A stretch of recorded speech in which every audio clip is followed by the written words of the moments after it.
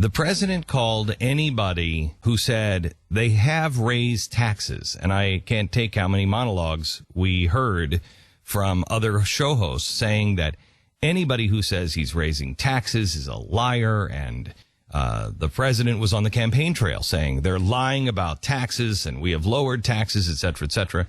Yesterday, the president came out and said, oh, okay, well, yes, we did raise some. We did raise taxes on some things. We did raise some taxes on some things. But it's no big deal. After the lives have been destroyed, now it's no big deal.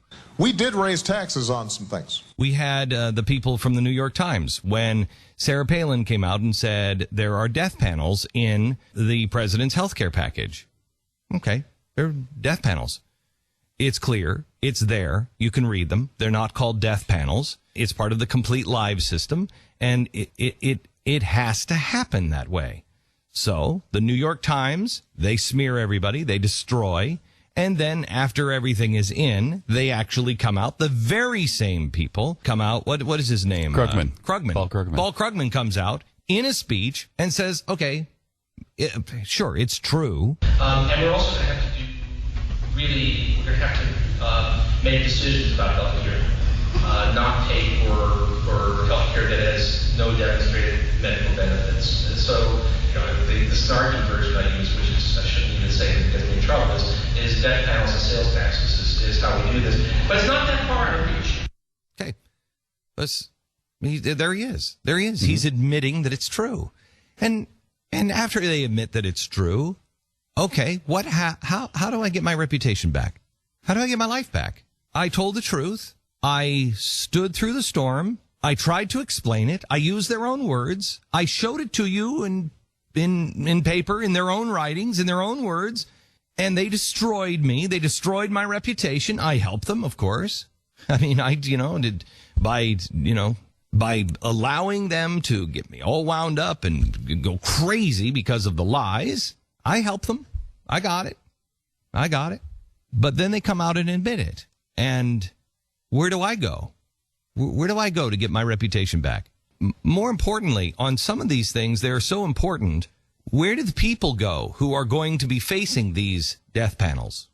Where do they go?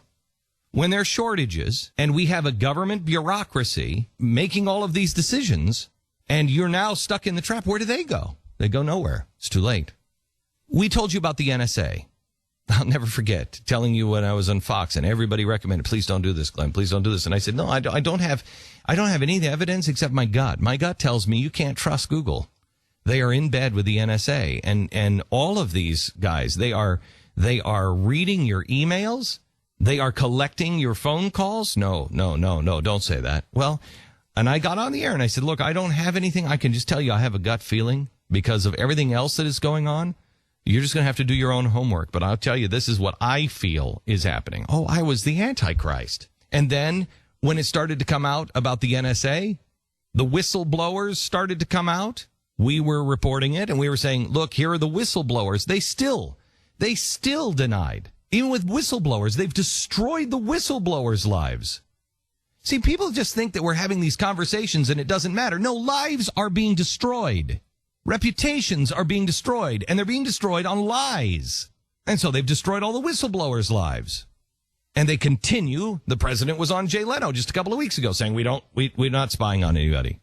We're not collecting these things. We're not doing those things. We don't have that capability.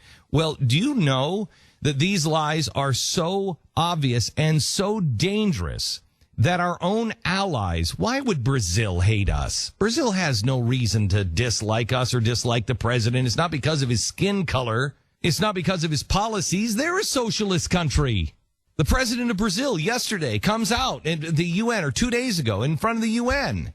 We have so discredited ourselves, and they have caught us in these lies of what the NSA is doing, that they have canceled their relationship meetings with us. They are not going. She was supposed to come and meet with the president. She's canceled it.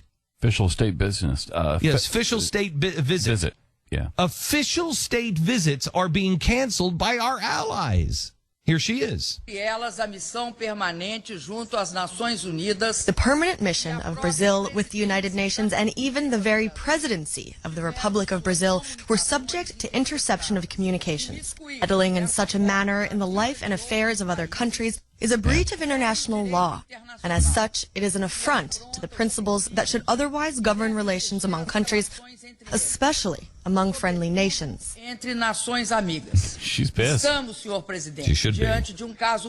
What we have before us, Mr. President, is a serious violation of human rights and civil liberties. A case of invasion and capture of confidential secret information pertaining to business activities. And above all, a case of disrespect against the sovereignty of my country. The sovereignty of her country. Now, she's listened to, kind of, the press isn't making a big deal out of this. Since when? Since when has an ally said something like this that we don't pay any attention to? This is a serious violation of human rights. This is not Iran saying this about us. This is Brazil. This is a serious violation of human rights and a violation of our sovereignty.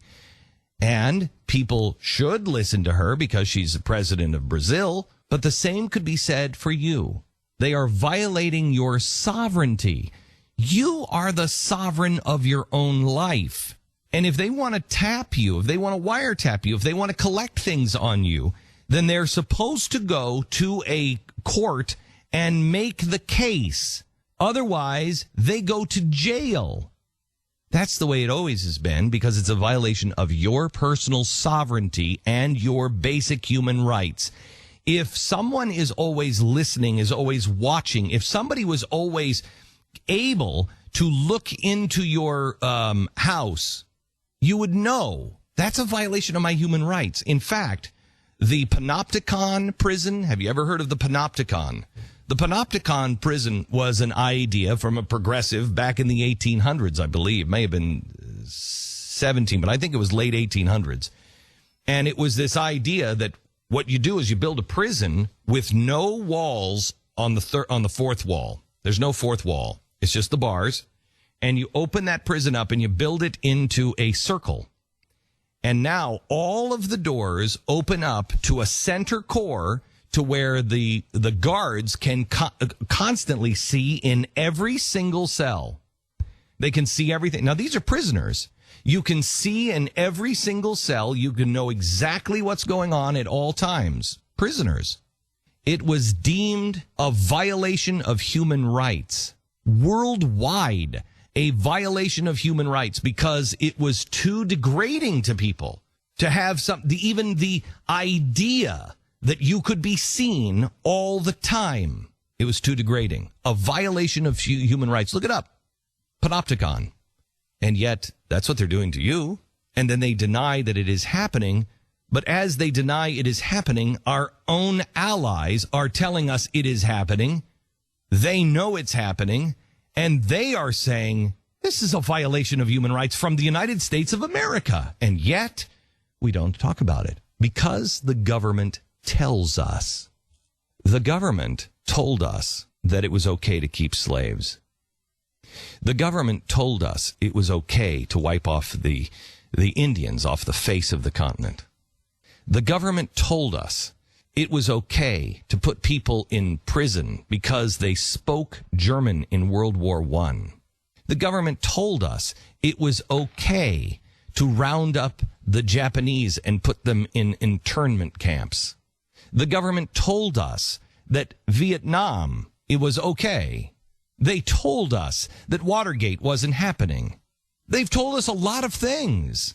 And it's when the American people decide to listen, unthinking, just listen and trust, when all indications are that's not true, that we get in trouble.